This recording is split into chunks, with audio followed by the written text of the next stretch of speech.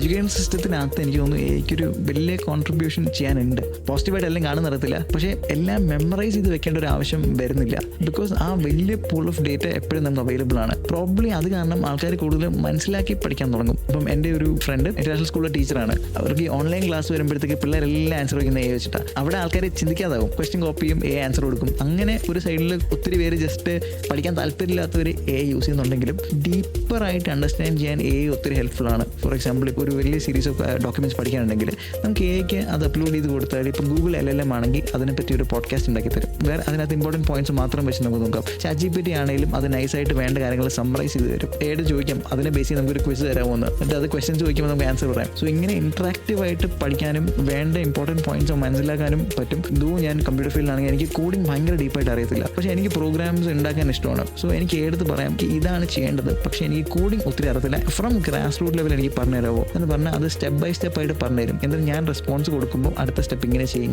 എന്തുകൊണ്ട് ഈ ഒരു പെർട്ടിക്കുലർ കോഡ് ഉപയോഗിച്ചു എന്ന് വെച്ചാൽ അത് പറഞ്ഞുതരും. സോ നമുക്ക് എടുത്ത് പ്രോംപ്റ്റ് ചെയ്യാം. ന്യൂക്ലിയർ ഫിസിക്സ് ഒരു ഇൻഡർഗാർഡൻ സ്റ്റുഡൻറ്റിന് പറഞ്ഞു തരുന്ന രീതി പറഞ്ഞതെന്ന് വെച്ചാലും അതിന് പറഞ്ഞുതരാൻ പറ്റും.